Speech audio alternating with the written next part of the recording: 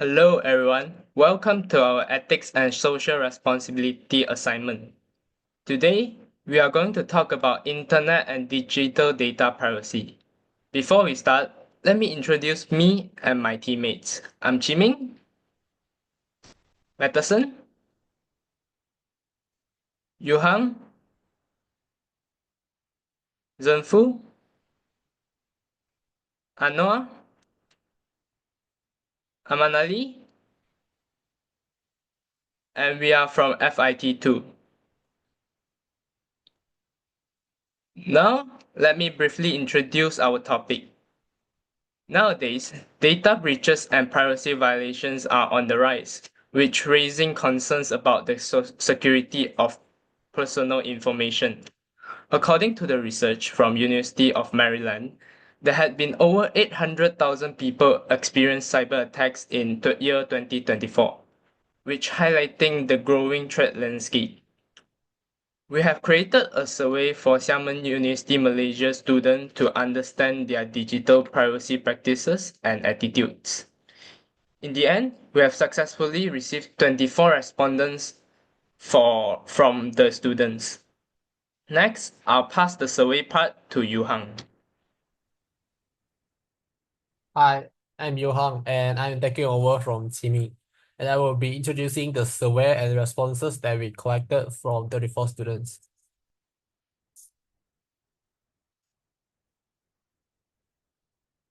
The first question that we asked was, have you ever shared your accounts with others, such as email, Instagram, Facebook, or game account, etc.?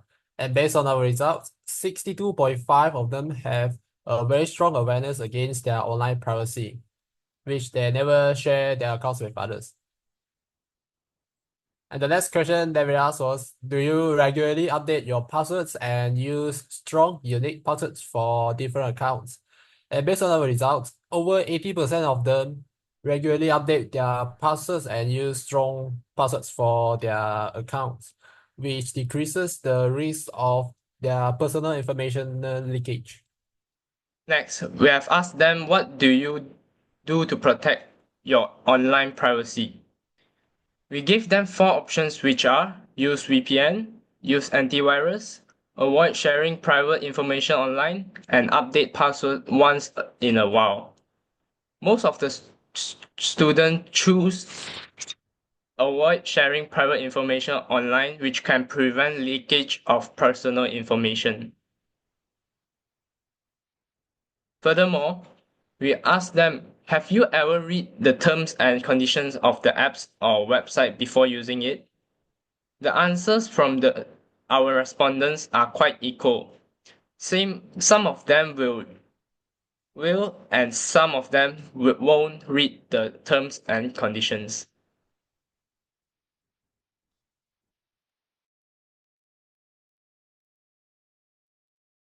Furthermore, we asked participants how they would react if their account were hacked. A small portion, 16.6% of them indicated that their first course of action would be to immediately change their password to regain control.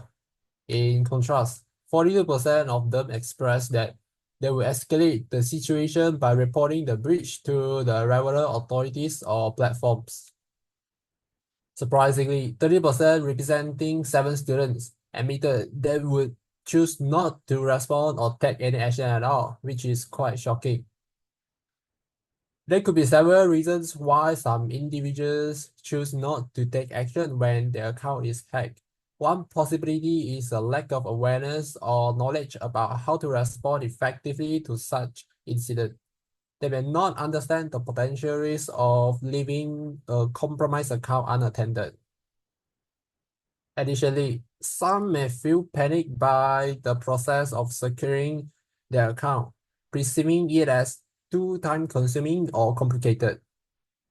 There could also be a sense of helplessness where they assume that taking action wouldn't make much of a difference. Finally, trust in security systems or the hope that the issue will resolve itself without intervention might also contribute to their inaction. And that's all for my part, and I'm passing it to Madison and Zhenfu. Thank you, Yuhan. So right now, me and Madison, we both will be talking about ethical discussion. So there are two kind of ethical discussion. The first one will be utilitarian, and the second will be deontology. So right now, I'll be talking about utilitarian. So utilitarian refers to action that have greatest benefit to a majority of people. But then it also defines morality which maximize pleasure and minimize suffering. Firstly, the benefit of strong data privacy is to prevent eh, personal data from being misused, which can protect individuals from financial frauds, identity theft, and many more. Well, this can also let the user know that their data is secure and also relieve their mind. However, there are also chances that your data privacy might be being harmed. Like, for example, the risk of being hacked, which may cause your data breach, like your data might leak to others, such as bank info, medical info, and others. Furthermore, the one who stole your information might use your identity to commit crimes. But then overall, there are pros and cons in data privacy. But then, so if we can protect our data properly, we can prevent the harms. So that's all from me. Right now, I've been giving my part to Madison, and he'll be talking about deontology. Thank you, Darren. So now I'm going to talk about deontology in Internet and digital data privacy. So first, what is deontology theory? Deontology is an ethical framework that requires individuals to follow rules and fulfill their duty. Deontology is focused on whether the action is ethically right regardless to the goodness or badness of the consequence. So now, how does the deontology influence in Internet and digital data privacy?